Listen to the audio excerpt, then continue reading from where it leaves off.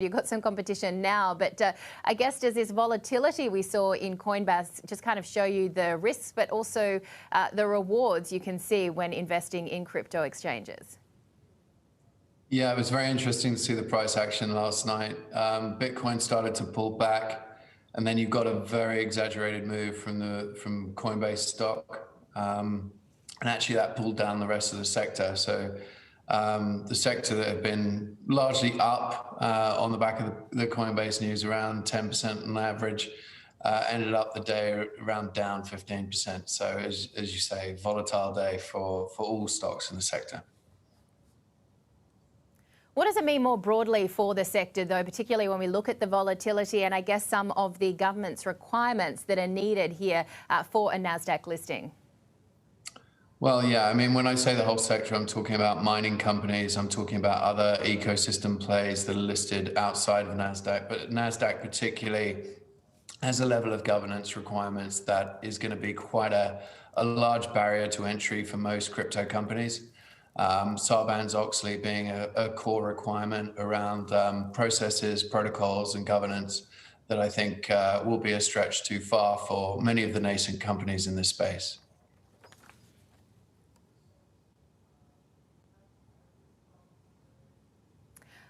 Sorry, Richard. I also wanted to ask you in terms of what we're seeing with Bitcoin. We did see that pull back a little bit from the rally, but you've got a call here for 175,000. Our question of the day we're asking all our guests is, though, when do we see Bitcoin get to 100,000?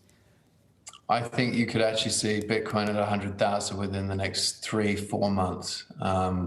We've been bumping up against 62, 63,000 for some time now. Briefly yesterday, we crossed and touched 65,000, a new all-time high. And I think that the Coinbase listing is actually going to provide an impetus for people to start to pay more attention to the asset class again. And I think that 100,000 will be well within reach, which is only really another 70% upside from here. When you think we've done, on average, about 200% a year since the inception of Bitcoin, that's not really much of a stretch from here. Richard, Rish here. You know, we heard from Jay Powell saying that it was not just Bitcoin, but cryptocurrencies were just speculative items here. The retort often is that it is a store of value, but it's a very, very volatile store of value. And we've got so many other types of places where you can put your money. What's the point of Bitcoin? What's the point of cryptocurrencies?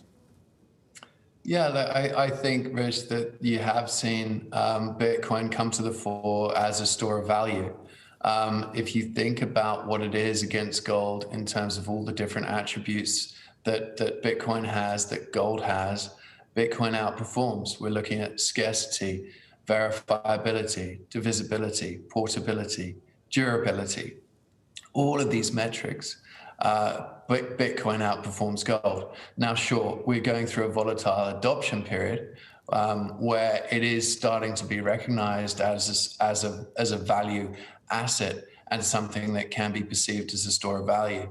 But as the asset matures, you're only going to see that volatility decline. I mean, a big part for us of our future-looking roadmap is around derivatives rollout. If you think about the impact that options and a broader and more robust derivative market are going to have, these are just going to reduce volatility drivers on the sector.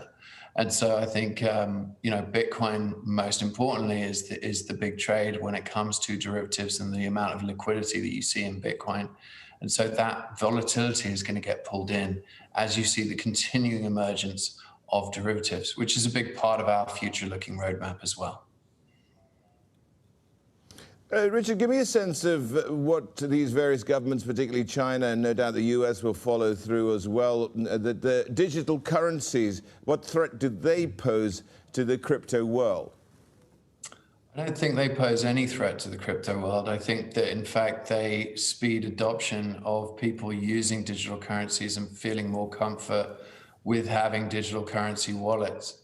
If you think about what effectively a central bank digital currency is, it's no more than the fiat currency that you hold in your pocket, just used in a digital form in a more flexible way. Rather than you having to go to your bank account, you can have a wallet on your phone to move these currencies around and it becomes more closely aligned with what we see in cryptocurrencies.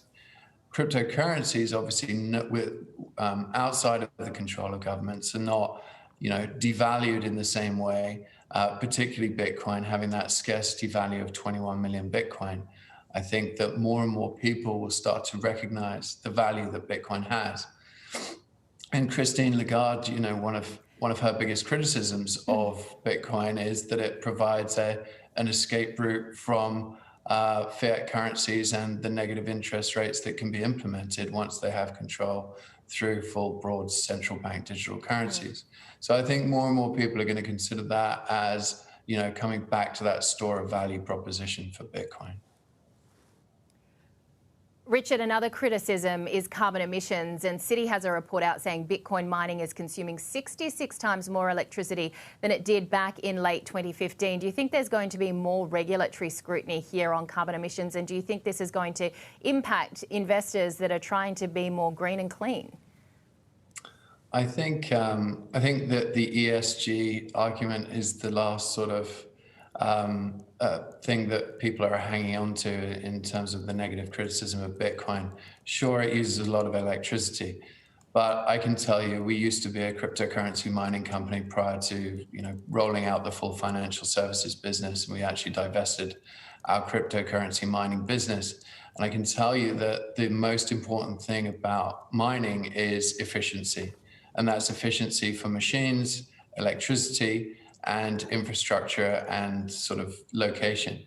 And so Richard? Yes, hi. Richard, I just want to get a sense, very quickly, I haven't got much time. Are you going to be lowering the fees that you charge for actually trading Bitcoin and other cryptos, as Robinhood has done for equities? And I think you get 96% of revenues from transaction fees. You're talking about setting up other businesses. What are you thinking of? Very quickly.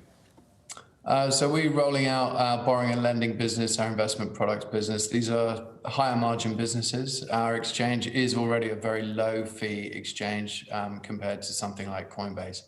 But those businesses will be rolling out a much higher margin business.